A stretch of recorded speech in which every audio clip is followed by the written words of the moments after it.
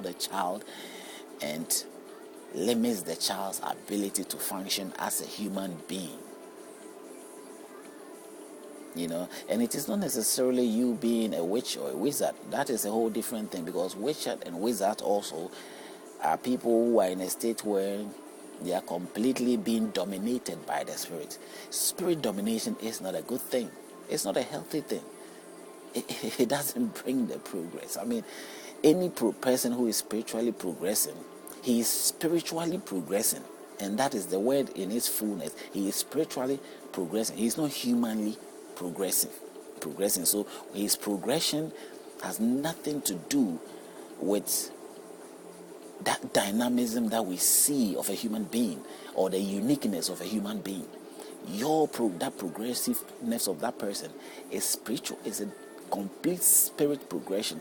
So you cannot give any credit to the human being or the supreme force of divine source that created the human beings. You can't give credit to that, because it is not the human doing.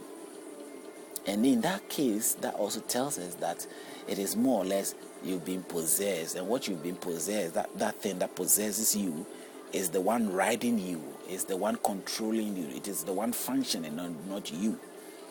So you can tell that when the spirit leaves that person is useless. That person is not functionable. He becomes useless in himself as a human being. At some point, I could tell from if I'm permitted to use the religious book example there, that I say that people don't recognize, they don't really sometimes think about these statements, but these statements very much matters. When Jesus Christ, the story of Jesus Christ or Yehoshua, when he was put on the cross, and then I've several times make mention of it. If you've listened to the videos, he says, "Why have you forsaken me, Father?"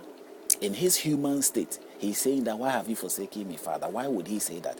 Because he felt he was nothing. He didn't feel any the abilities that he had. He didn't feel it anymore. He felt useless at that time. Helpless. Yeah, that's the right word. He was helpless. Right there on the cross, he said, "Why have you forsaken me?" Because the spirit was gone. The God who was with him, the God that made him God was gone. He wasn't there. The strength was not there. Just like the story of Samson. When the spirit fled from him, he was useless. You saw him, he was useless. There was nothing there for him, and he was captured and he was treated badly. But if you are in your own self, your own strength, your ideas will be there. If you don't depending on a spirit, and the spirit has not dominated your life and limited your ability to function as a human being, in every way, that very that spirit, if it neglects you for 1 minute, your thoughts won't be right. In fact, you will be finding it difficult to make simple decisions for yourself. You would drown like a human being being put in being picked by the waves of the sea, and you just go and that just like that. You won't be able to get yourself back or do anything right. Probably it will need therapeutic approach and all that to get your brains to work back again. If you go through delivery, probably they have to take you through some counseling process and gradually get your mind back into its normal state. But if that isn't done, to be very honest, as I can see from my experience and what I think, you realize that the spirit comes to damage you. It comes to enjoy itself in whichever way it sees fit and reduce your brain. At some point, it may give you, whatever it might do, you might think it's bringing you prosperity or bringing you whatever it is. But what is the means of somebody aiding you, in a way, in a situation where it is not going to end up giving you, as a human being, that credibility or that status, that high status that you need, but rather after it has used you, it's like it's going to use you. That's the thing. The spirit wants to use you. Nobody wants anybody to use him.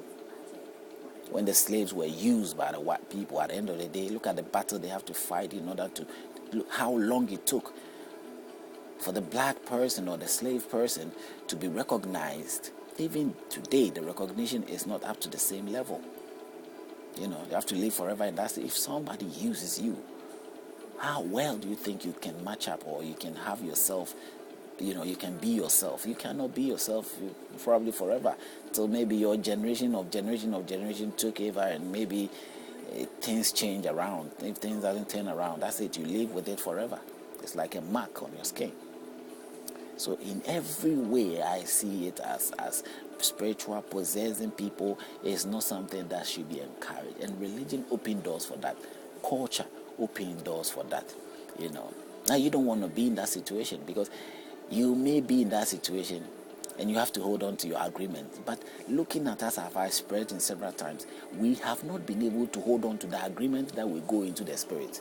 You go in with the spirit. I mean, with the spirit, the so-called spirit that you probably have. Maybe the leader or the founder, always the founders, are able to hold on to their agreement. But those that they victimize or those that they recruit become failures. In a big time sense, they become big time failures. If you look at the followers of Jesus Christ or Yehoshua himself, as it is stated in the Bible, they couldn't follow his rules and they couldn't follow the rules and regulations. He knew they were not won't be able to do that. At some point he says, no, take me and leave them alone. They are only following me. In the Garden of Eden, when they had to be taken, that's what he said. He was the leader, he took the responsibility. He said, it is not their fault, leave them alone. And he took everything up, and then he asked them to drop the rest of the guys, because the guys were just following, having fun, and they were, but there wasn't any seriousness. Even when he went, he says, I will bring a spirit upon you people. It becomes necessary for him to put a spirit upon them so that they can function. But basically, it is not to make them function.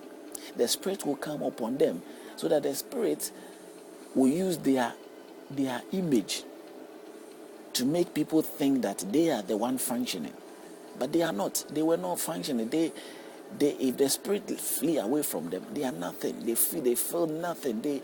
They cannot speak the way they have to speak. They lack the strength, the knowledge, the ideas.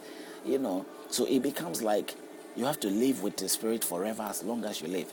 So the spirit that Yehoshua has bring upon them, it doesn't bring them. It won't bring the human body there anything good, but it is there to promote itself.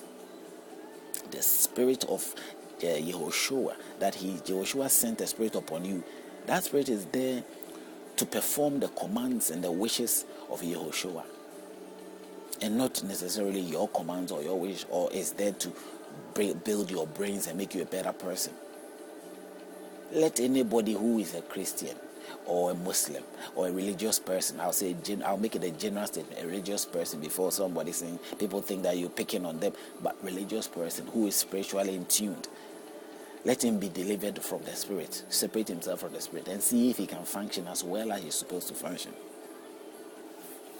If he functions well, then maybe the spirit came at a latter state, or maybe he's been pretending and he hasn't got a spirit. But if you really get possessed by the spirit, and the spirit has moved you all along, you become short of brain. Your thoughts become very limited.